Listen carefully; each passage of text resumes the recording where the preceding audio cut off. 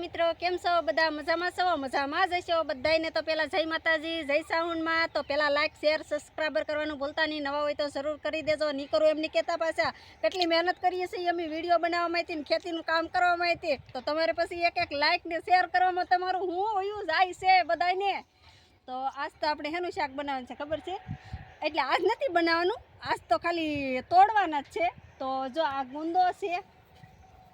આ ગુંદો છે તો આ ગુંદાનો જે આ ફૂલ આવે ને મોર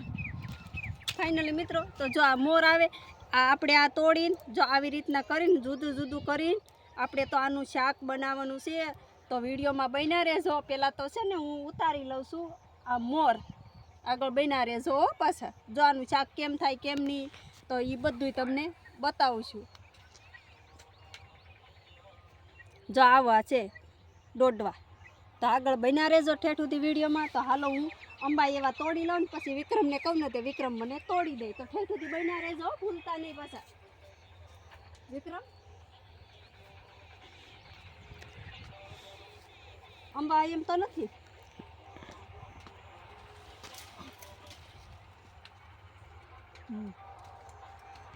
ફાઇનલી મિત્રો આપણે જો તો ગુંદાનો મોર ઉતારી લીધો છે તો હવે ઘરે જઈને આપણે શાક બનાવવાનું છે આનું કેમ શાક થાય કેમ નહીં આગળ વિડીયોમાં બન્યા રહેજો તો હાલો હવે આપણે જાય છે ઘરે અને બન્યા રહેજો વિડીયોમાં જો એટલા તોડ્યા જા બધે ઘરે જઈને તો એ જુદા પાડવાના છે તો આગળ વિડીયોમાં બન્યા રહેજો આનું શાક કેમ થાય કેમ નહીં બહુ મસ્ત થાય સ્વાદે પણ બહુ સારો આવે છે તો આગળ બન્યા રહેજો વિડીયોમાં તો હાલો હવે અમે જાય છીએ ઘરે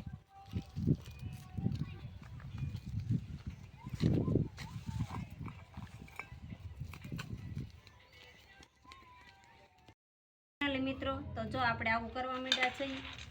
જો આને જુદા જુદા પાડી દઈએ છીએ તો શાક બને એટલું તો આપણે ઓલું કરવું પડે ને ભાજીને તો કેમ બને કેમ નહીં તો આગળ વિડીયોમાં બન્યા રહેજો તો અટાણે તો જો આપણે અલગ પાડીએ છીએ આવી રીતના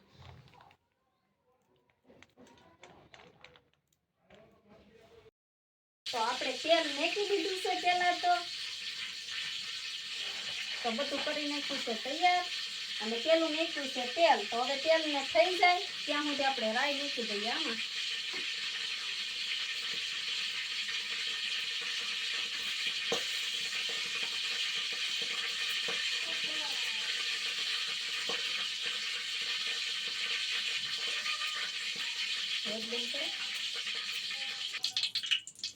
તો હવે તેલ આવી ગયું એવું લાગે છે થોડું થોડું એ તો પટપટ બોલે છે બન્યા રહેશો ઠેઠ સુધી વિડીયોમાં ગુંદાની મોરની ભાજી શીખવી હોય ને તો હવે નાખી છે રાઈ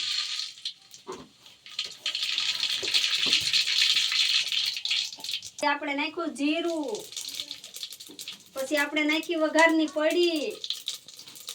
અને પછી નાખ્યો છે મીઠો અને પછી નાખ્યા છે આપણે આ દાણા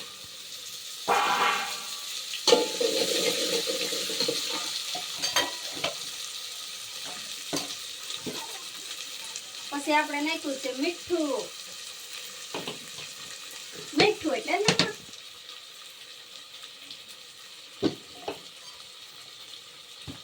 પછી નાખીએ આપણે ખાંડ નાખીએ એટલે સ્વાદ સારો આવી જાય બન્યા રહેજો ઠેઠ સુધી વિડીયોમાં ગુંદા મોરની ભાજી શીખવી હોય તો પછી નાખી છે હળદર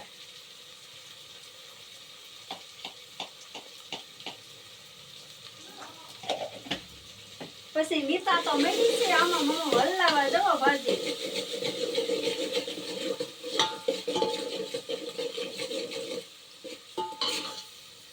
તો જો હજી સડે છે ભાજી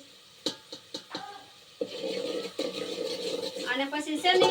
5 મિનિટ એમ પાકવા દેવાની હલાવી રાખવાનું કેમ કે તળિયા ન છોટે નકર તો પછી આ છોટી જાય તો 5 મિનિટ થઈ ગઈ છે જો હવે ભાજી આવી થઈ ગઈ છે તો હવે એમાં આપણે નાખીએ લાલ મરચું અમે તો મરચું કહીએ તમે શું કહો કોમેન્ટમાં કહેજો જો એ તો ઢોરાઈ ગયું થોડું ત્યાં બ્લોક બનાવતા ને સામું જવા જઈને ત્યાં ઢોળાઈ ગયું એવું થયું તો જો લાલ મરચું નાખ્યું છે આપણે સરસ મજાનું આપણે જેટલું તીખું કરવું હોય એટલું ન થાય કેમ કે અમે તો તીખું ખાઈ નથી શકતા તો જો આમાં લાલ મરચું આવી ગયું, રંગ આવો થયો છે. અને હવે એમાં નાખવાનું છે છાશ. તો છાશ ખાટી છે તો એમાં નાખવાનું છે પાણી. ખાલી થોડુંક જ તે અમારે ખાલી નાખવાની છે છાશ.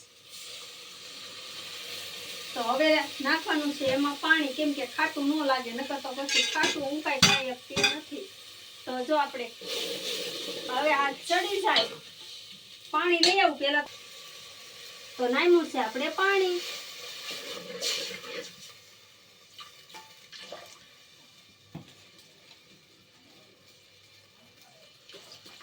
કેમ કે અમારે તો મોળું કરવું પડે, ખાટું આપણે કઈ ખાઈ શકીએ નહીં. તો હાલો જ્યારે ચડી જાય ત્યાં બતાવીએ કે ગુંદાન મોરની ભાજી કેવી હોય. તો આગળ વિડીયોમાં બન્યા રહેજો.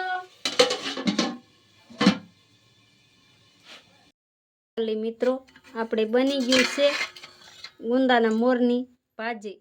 તો કેવું બન્યું કેવું નહીં કોમેન્ટ કરીને કહેજો. અને સાથે બાજરાના રોટલા. તો અમારો વિડીયો સારો લાગ્યો હોય તો લાઈક શેર સબસ્ક્રાઈબર કરવાનું ભૂલતા નહીં. તો બધાને બાય બાય ટાટા.